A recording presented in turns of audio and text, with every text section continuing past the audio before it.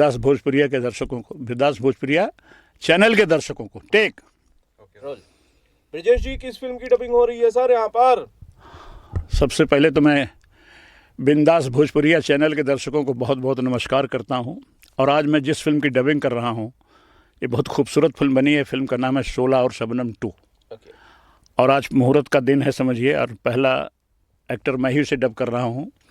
और ये बड़ी खूबसूरत बनाई है। हमारे प्रोड्यूसर डायरेक्टर हैं स्वदेश गुप्ता जी।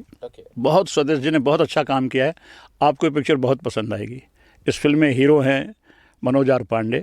बहुत अच्छा काम किया है लड़के ने, बहुत अच्छा काम किया है। और इस फिल्म में एक बहुत महत्वपूर्ण भूमिका में as a villain Jaswant Kumar ji हैं। इन्होंने, मुझे लगता है कि इससे अच्छी परफॉर्मेंस आज तक नहीं दी है। इतनी अच्छी परफॉर्मेंस इनके हिसाब से, और मेहनत कर रहे हैं, आगे और अच्छा करेंगे। और इस फिल्म के कैमरामैन और हमारे प्रोड्यूसर डायरेक्टर के छोटे भाई रोहित जी हैं। तो मैं इन सबको अपनी तरफ से तहे दिल से मुबारकबाद देता हूं, और इस फिल्म की कामयाबी के लिए भगवान से दुआ करता हूं। शुक्रिया। डायरेक्टर साहब, बतौर डायरेक्टर शोला शबनम पार्ट 2 ये आपकी पहली फिल्म है या इससे पहले आपने कोई भोजपुरी फिल्म की है क्या? नहीं, ये मेरी सबसे पहली फिल्म है। और इस फिल्म, एक्चुअली ये मेरी पहली फिल्म है, लेकिन मैं बोलूँगा नहीं भी है। इसके पीछे कारण ये है क्योंकि ये मेरे पिताजी की फिल्म है। कोविड के पहले मेरे पिताजी इस पे काफ़ी मेहनत किए थे, स्क्रिप्टिंग पे और ये सब चीज़ों पे। और उनका जैसे ही कोविड ख़त्म हो गया, वो शूटिंग पे जाने वाले थे और डेट भी तय हो गया था 19 अगस्त का। अचानक में उनकी तबीयत ख़राब हुई और उनका देहांत हो गया। और फिर उसके बाद में काफ़ी हम लोगों को, मतलब पारिवारिक संकट तो सभी के आ ही जाता है, हम लोग भी आ गए। और हमारे सामने सबसे बड़ा प्रश्न उठा कि अब पिक्चर में काफ़ी पैसे फंस गए और पिक्चर बनेगी कैसे। कुछ दिनों बाद एक जैसे 13वीं होता है, तो उस दिन जसवंत जी और फिल्म के हीरो मनोज आर पांडे आए। उनसे बातचीत करने पर हम लोगों का मनोबल और बढ़ गया। और फिर हमने तय किया कि इस पिक्चर को मैं एज अ डायरेक्टर, मेरा भाई एज अ डीओपी और एडिटर के रूप में रोहित काम करेगा, क्योंकि रोहित को ऑलरेडी बहुत एक्सपीरियंस है और मुझे भी ऐड फिल्मों का एक्सपीरियंस है। तो हम लोगों ने तय कर लिया कि अब फिल्म हम ही लोग बनाएंगे और हम ही लोग पूरा कंप्लीट करेंगे फिल्म को। पिक्चर बनाते समय काफ़ी तकलीफ़ हुई, क्योंकि भोजपुरी फिल्म थी और बजट कम होता है। पहली बात, ऐड में काफ़ी बजट होता है। हाँ, बहुत लिमिटेड बजट होता है, ऐड की बजट काफ़ी ज़्यादा होती है। तो हम लोगों ने बहुत अच्छा ग्राफ बनाया पिक्चर का, जो कि एक ऐड लेवल को हम लोग टक्कर दे सके। और कोशिश की है कि हम लोग अपनी पिक्चर का ग्राफ थोड़ा ऊंचा ही रखें, ऐसा। I got it. रोहित, क्या एक्सपीरियंस था भोजपुरी फिल्म शोला शबनम 2 शूट करने का? जी, जैसे भाई ने बताया कि पापा ने शुरुआत की थी, तो हालांकि उस फिल्म में डीओपी दूसरे को लेना पसंद किया, लेकिन हमने बाद में खुद ही सोचा कि क्योंकि हमें इतना एक्सपीरियंस है, तो एक्सपीरियंस कब काम आएगा। तो एज अ डीओपी मैंने काम संभाला। फिर उसके बाद में मैंने एज अ एडिटर वो काम संभाला। भाई के नेतृत्व में उनका डायरेक्शन था। उन्होंने जिस तरह से गाइड किया, उस तरह से हमने काम को अंजाम देने की कोशिश की है। और बतौर एडिटर, बतौर डीओपी कोशिश की है कि हम एक साउथ लेवल की फ़िल्म को टक्कर दे सके। हालांकि बजट लिमिट होता है, हाँ, लेकिन फिर भी हमने, जी बिल्कुल, लेकिन बजट का भी एक बहुत बड़ा महत्वपूर्ण भूमिका होती है फिल्म में। हमने कोशिश यही की है कि हम फिल्म को अच्छे ग्राफ पे ले जाए और फिल्म को खूबसूरत तरीके से हमने फिल्माने की कोशिश की है। और साथ ही हमने एडिटिंग के माध्यम से भी अच्छा एडिट, ताकि लोगों को बोरिंग ना हो, फास्ट एडिट करने की कोशिश की है। लोगों को मजा आए, लोगों का एंटरटेनमेंट हो। ठीक है। जसवंत भाई, आप बताइए मुझे, फिल्म शोला शबनम 2 जो है, इसमें जसवंत कुमार बेसिकली क्या प्ले कर रहे हैं? जी, सबसे पहले तो बिंदास भोजपुरिया के सारे दर्शक को और आप मीडिया भाई को प्रणाम, नमस्ते। मैं जसवंत कुमार, और हमारे सामने हैं आनंद त्रिपाठी भाई, जो बिंदास भोजपुरिया पे एकदम छाए रहते हैं। और अच्छा लगा कि आज आप लोग के समक्ष जो है हम लोग का यहाँ चल रहा है दरअसल शोला शबनम 2 फिल्म। और सामने चूँकि अभी देखिए हमारे सीनियर एकदम बिल्कुल भोजपुरी के भीष्म पितामह ब्रजेश त्रिपाठी भैया जी हैं, पितामह ब्रजेश त्रिपाठी भैया जी हैं, और फिल्म के प्रोड्यूसर और डायरेक्टर स्वदेश गुप्ता जी, ये छोटा भाई हमारा, मतलब दोनों भाई हैं, ये डीओपी रोहित जी। और हम लोग एक सिनेमा ये जो 16 शबनम 2 लेके आ रहे हैं, बहुत ही बेहतरीन फिल्म, मतलब ये लोग एज ए डायरेक्शन या डीओपी बहुत अच्छा काम इन्होंने किया है। चूँकि इसमें मैं एज ए मेन विलेन, अभी चूँकि ब्रिजेश भैया जी बताए, और अगर ऐसे सीनियर बोल रहे हैं इस फिल्म के बारे में, तो बस मेरा बोलना क्या होगा ये जान लीजिए कि ये फिल्म बहुत खूबसूरत बनी है।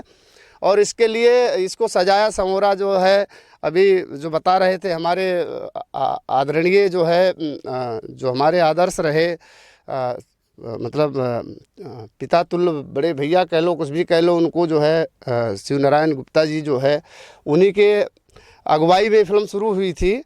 और काफ़ी हद तक हम लोग एकदम शूट का ही प्लान किए थे, तब तक कोविड का जो कहर बहुत लोगों को ढाया है, उसी कहर में वो भी हम लोग के बीच नहीं रहे, लेकिन उनका आशीर्वाद रहा, और उस आशीर्वाद से एक बेहतरीन फिल्म जो है 16 शबनम 2 बन के तैयार हुई है, जिसके मेन लीड हीरो हैं मनोज आर पांडे जी, और बहुत सारे कलाकार उसमें ब्रजेश भैया जी हमारे बड़े भैया का रोल किए हैं। इसलिए भैया भैया बाहर निकल रहा है जो है कि क्योंकि उनका मेरा बहुत बड़ा सौभाग्य है उनके साथ कि मैं उनके छोटे भाई के रूप में और मेन विलेन के रूप में इसमें काम किया, और सबको पसंद आया। जो आया आज वो इस फिल्म की तारीफ़ या मेरे सीन की तारीफ़ कर रहे हैं, या भाई लोग के काम की तारीफ़ कर रहे हैं, तो ये बहुत अच्छी बात है कि एक खूबसूरत सिनेमा हमारे दर्शकों के बीच में आ रहा है। अभी हाल फिलहाल जनता दरबार आई है और अभी चली रहा है, तो अब यही कोशिश रहेगा कि एकदम सेम जोड़ी जान लीजिए कि फिर 16 शबनम 2 में हम लोग आ रहे हैं, और इसका भरपूर प्यार आशीर्वाद अपने दर्शकों से अपील करता हूं, निवेदन करता हूं कि इस फिल्म को बनाने के लिए अभी जो चीज़ें बताया हूं कि देखिए जिन्होंने इस फिल्म को सजाया वो नहीं रहे, लेकिन आप लोग इसको आशीर्वाद देंगे तो इस फिल्म एक इतिहास कायम करेगा भोजपुरी में। हाँ, एक सवाल मैं आपसे लूँगा, लेकिन मैं ब्रिजेश जी से एक सवाल ले लेना चाहता हूँ। ब्रिजेश जी, आप तो बड़े सीनियर आर्टिस्ट हैं, आप बहुत सारी फिल्में आपने की हैं, हिंदी से लेकर बॉलीवुड से लेकर भोजपुरी सिनेमा तक के लिए। आपको बतौर डायरेक्टर स्वदेश जी जो पहली बार एक भोजपुरी फिल्म को डायरेक्ट कर रहे हैं, उन्हें आप कितने नंबर्स देते हैं? क्या उन्होंने अपना काम ठीक से किया है? मैं आनंद बाबू एक बात बोलूं जी, इन्होंने अपना काम तो बहुत अच्छा किया है, लेकिन मैंने आज इनको एक सलाह भी दी है, क्योंकि हमारी इंडस्ट्री भोजपुरी जो है उसके लिए ये नहीं है। इतने अच्छे टेक्नीशियन हैं और ये बहुत अच्छे वर्ड से हैं, एड वर्ड से हैं, और एड वर्ड का एक एक एड की कीमत में हम 5-5 भोजपुरी फिल्म बना लें। वो सोच, उनको बनाना 3 दिन में एक ऐड, लेकिन उसका लेवल कितना बड़ा होता है, बजट 5-6 गुना ज़्यादा होता है। तो इनको मैंने वही सलाह दिया कि मैंने कहा बेटा आप अच्छा किए हैं, अच्छा करते हैं, लेकिन यहाँ आगे फंसो मत। As a director, as a producer अपने छोटे भाई का नाम दो, मौका लगे तो आप कर देना, नहीं तो छोटा भाई यही है, और आप यहाँ मत आओ। तो मैं ये कहना चाह रहा हूँ कि ये किसी, अब आप सोच सकते हैं कि ऐसा क्यों कह रहा हूँ। आपके जैसा एक्सपीरियंस जी, मैंने इनको ये सलाह दी है कि इस लाइन में आने के लिए मैंने 200-250 से फिल्मों से ज़्यादा हिंदी फिल्मों में काम किया है, लेकिन मैंने ही ये भोजपुरी दौर शुरू किया है 2001 में, और रवि किशन को रात को 10:30 बजे ले जाके हीरो बनाया था। वो पिक्चर बनी कलकत्ता में, खाली यहाँ से 2 ही एक्टर गए थे, मैं और रवि किशन, बाकी सारे बंगाली एक्टर थे। मोहन जी प्रसाद जी वाला, हाँ, मोहन जी प्रसाद की फिल्म का नाम था सैया हमारा। रात को 10:30 बजे मोहन जी के पास लेके गया था रवि को। तो मैं ये कहना चाह रहा हूँ कि वहाँ जाने के बाद सुपर हिट हो गई। पटना में एक सिनेमा हॉल में लगी थी होली के दिन 2002 में, और सिल्वर जुबली वीक में 65 सिनेमा हॉल में चल रही थी इन बिहार। लेकिन वहाँ से मेरा कितना नुकसान हुआ, वो ये नुकसान हुआ मेरा कि मैं धीरे धीरे वहाँ से कट दिया गया, क्योंकि यहाँ से बड़ी बड़ी फिल्में आने लगी, अच्छा अच्छा काम आने लगा, एज ए विलन आने लगा, तो मैं धीरे धीरे हिंदी सिनेमा से कट गया। आज कौन ब्रिजेश पूछा जाता है, जब अरे यार वो रोल है ब्रिजेश को बुलाओ, जो हर बड़ी कंपनी में मैं था, चाहे सलीम आफ्ताब की आफ्ताब फिल्म रही हो, चाहे बुखाड़िया की फिल्म रही हो, चाहे प्रहलाद ने, चाहे जो हो, लेकिन आज जो सिनेमा इंडस्ट्री बदल गई है उसमें कौन ब्रिजेश, हुज ब्रिजेश, तो इनको हुज स्वदेश नहीं बनना है, इसलिए मैंने इनको सलाह दिया है। Is a very good technician, और अगर भगवान ने चाहे तो अच्छा नाम करेंगे। आपने जो कहा उस पर मेरा एक अलग थोड़ा सा ओपिनियन है कि हो सकता है आप बॉलीवुड में एक्टिव ना रहे हों अब फिलहाल, लेकिन एक पूरी आपने फौज तैयार कर दी है भोजपुरी सिनेमा में, जो आती है आपको भैया कहती है, पैर छूती है, आशीर्वाद लेती है। ये ऊपर वाले का कृपा है, ऊपर वाले की कृपा, मेरा इसमें कोई नहीं है। ये है ज़रूर कि जितने हीरो हैं, जितने हीरोइन हैं, और जितने हमारे टेक्नीशियन हैं, कलाकार हैं, हिंदी भाई भोजपुरी के हैं, सब इतना इज्जत देते हैं कि मैं आपको क्या बताऊँ आनंद भाई। यही तो असली कमाई है। नहीं, असली कमाई तो ये है, इसमें कोई शक नहीं, लेकिन पेट भी तो है ना। स्वदेश क्या सिर्फ पिता का सपना पूरा करने के लिए डायरेक्टर बन गए, या खुद लगा था कि भैया मेरे को भोजपुरी फिल्म डायरेक्ट करनी है? सर, सबसे पहले तो मैं मेरे पिता तुल्य जो ब्रिजेश जी है उनका बहुत बहुत धन्यवाद देता हूँ कि मुझे इस लायक समझे कि मैं एक अच्छा टेक्नीशियन हूँ। बात जहाँ तक ये है कि सिर्फ पिताजी का सपना है, ऐसा नहीं है। मैं ऑलरेडी काम कर रहा हूँ डायरेक्शन का, और काम इसलिए भी किया क्योंकि मेरा कोई काम, मेरे पिताजी का कोई काम है ना, अधूरा नहीं रह जाए, और कोई मेरे पिताजी को ऐसा बोले नहीं कि शिवजी नारायण आपका ये काम अधूरा रह गया था। और आज जहाँ पर भी मेरे पिताजी होंगे ना, उनको भी ये मतलब गर्व फील करेंगे कि मेरे बच्चों ने मिल के, मेरे परिवार ने मिल के मेरा जो भी पूरा अधूरा काम था वो पूरा किया। ये इसके पीछे बहुत बड़ा कारण था। बड़ी बात ब्रजेश जी, जहां आज जवान पीढ़ी का आरोप लगते हैं कि परिवार से कट गई है, माता पिता के सम्मान में कमी आ गई है, उनकी बातें नहीं मानता, वहीं आज एक युवा ऐसा है जो अपने पिता का सपना पूरा करने के लिए कहता है कि मैंने फिल्म बनाई। आनंद बाबू, ये बहुत खुश नसीब लोग होते हैं जिनको ऐसे बेटे मिलते हैं, समझ गए? ये बहुत खुश नसीब लोग होते हैं। हम भी माँ बाप के बेटे हैं, शायद हो सकता है उनका भी कुछ अरमान रहा हो, हम नहीं पूरा कर पाए हों। तो ऐसे बहुत सारे लोग हैं, लेकिन वो खुशनसीब बाप हैं जिनको ऐसे बेटे मिलते हैं। शुक्रिया। जसवंत भाई से मेरा सवाल है। जी। जसवंत भाई, जनता दरबार 2 जो फिल्म है, बेसिकली पार्ट 1 जो थी एक बड़ी हिट थी, जिसका जिक्र आप लोग कर रहे थे 2014 में, शायद 13-14 में फिल्म आई। 16 और शबनम 16 शबनम बड़ी हिट फिल्म थी। जी। ठीक है। अब जब एक हिट फिल्म का आप पार्ट 2 बनाते हो तो उसकी कामयाबी का प्रेशर ऑलरेडी आपके ऊपर होता है, क्योंकि पहला पार्ट आपका बड़ा हिट रहता है। तो क्या जब आप लोग शूट कर रहे थे ये चीज़ महसूस हो रही थी कि आपको सिर्फ कामयाबी ही एक ऑप्शन आपके पास है? जी देखिए, आपने सही सवाल किया है। 16 शबनम जो है, पहले चूँकि पिताजी ने जो बनाए थे, अभी इन्होंने कहा पहली भोजपुरी, थोड़ी देर पहले जो बात कर रहे थे, तो कहीं ना कहीं उनके इर्द गिर्द एक जैसे 2 हाथ हमारे होते हैं ना, दायां बायां, तो 2 हाथ बन के ये दोनों भाई खड़े थे जो है अपने पिताजी के साथ में। 16 शबनम जब बन रही थी खेसारी लाल जी को लेके, वो फिल्म बनी और सुपर डुपर हिट रही।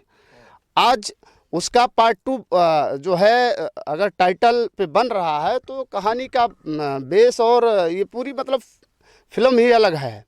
इसको सोचिए कि वही जो है जिन्होंने 16 शबनम इतना बड़ा ब्लॉकबस्टर हिट दिया, उनका ही सजाया हुआ ये प्रोजेक्ट 16 शबनम 2 भी है। तो आप सोचिए कि उनके 2 रतन, जो अनमोल रतन साथ में, अगर आज वो हमारे बीच में, बहुत बड़ी मतलब क्षति हुई है हम लोग के लिए कि नहीं है, लेकिन उनका सजाया हुआ चीज़ को ये भाइयों ने जो बना के आज दर्शक के बीच में ला रहे हैं, तो डेफिनेट मतलब उससे कहीं ज़्यादा मतलब अच्छा समझ के किया गया है और अच्छा रिजल्ट आएगा। क्योंकि हमारे सीनियर जो है ब्रिजेश भैया बोल चुके हैं, और ये स्वदेश जी के ये बड़े बड़े ऐड जो है हिंदी फिल्मों में करते हैं, तो इनका भी अपना एक अनुभव है। और इस बार इन्होंने खुल के उस पिताजी के अनुभव और उस ऐड का अनुभव का इस्तेमाल, यानी 2 अनुभव इनका लगा हुआ इस फिल्म में, तो डेफिनेट बहुत ही अच्छा रिजल्ट आएगा। रोहित जी फिल्म शूट कर रहे थे। जी। मुझे पता है कि रिसेंटली आपके फादर की डेथ हुई, एक शौक रहा होगा जिससे ओवरकम होने में समय लगेगा। जी। लेकिन कभी ऐसा कोई पॉइंट आया जब आपको बहुत ज्यादा याद पिताजी की आई हो सेट पे? नहीं, हर एक दिन, मतलब ऐसा कोई दिन नहीं जाता था कि उस दिन पिताजी की याद ना आए।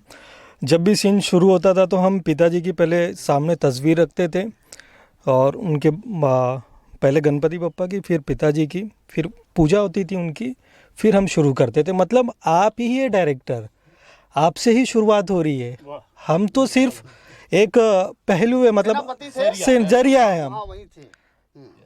करने वाले आप ही है ये बात थी। तो वो हर एक सीन में, पूरी फिल्म में, पूरे गाने में, जब भी हम शुरुआत करते थे फिल्म की तो कैमरा सामने होता है, गणपति बप्पा की तस्वीर, फिर पापा की तस्वीर, फिर पूजा होता था, फिर हम शुरुआत करते थे। तो ऐसा कोई सीन नहीं था जिसमें पापा एज अ बतौर डायरेक्टर ना रहे, सेट पे ना रहे, हमेशा रहे, हमेशा रहे। इमोशनल हो गए इमोशनल आंखों में जब आप ये बोल रहे थे तो मैं आपकी आंखों में देख रहा था। एक बात बताओ आनंद, देखो सेट पे इनकी माँ भी थी।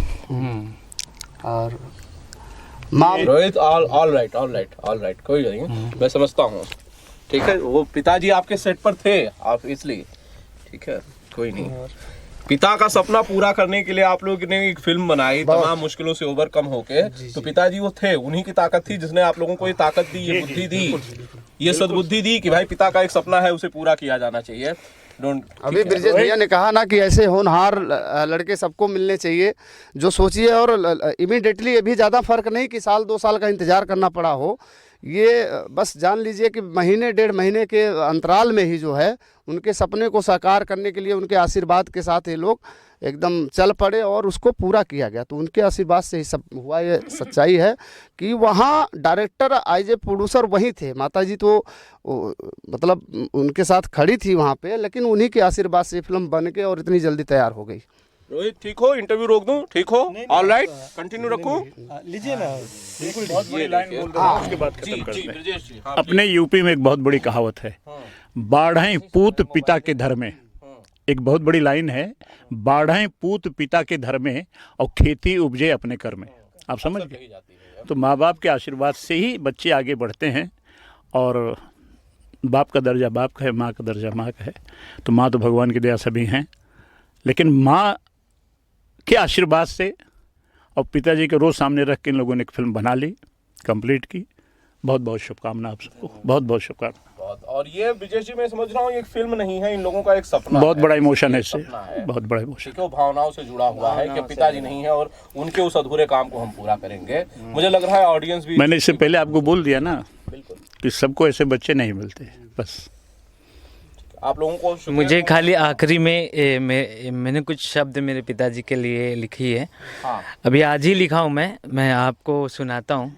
आज वो देखो स्क्रिप्ट के नीचे है मेरा फ़ोन, अभी लिखा है थोड़ी देर पहले, क्योंकि मैं सोच रहा था कि पापा को कुछ डेडिकेट करने के लिए स्टार्टिंग में कुछ लिखना चाहिए, तो वो मैं आपको और दर्शकों को सुनाना चाहता हूँ।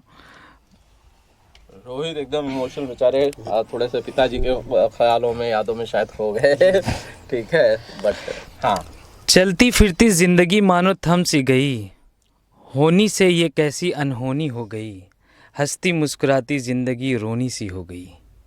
आप हमसे दूर क्या हुए, सच्चाई की दुनिया ख्वाबों में बदल गई। शानदार, बहुत अच्छा, शानदार। ये बस इन शब्दों के साथ में मैं अपना शब्द खत्म करता हूँ आज का। दुआ है कि आप लोगों का हर सपना पूरा हो, और जो पिताजी के आपका काम अधूरा है उसे आप लोगों ने पूरा किया, उसके लिए जितना भी साधुवाद है। जी बिल्कुल जी, रोहित भाई थैंक यू, बहुत बहुत थैंक यू। ठीक है, जसवंत भैया शुक्रिया जी, बहुत बहुत धन्यवाद। Thank you. आपको धन्यवाद यार।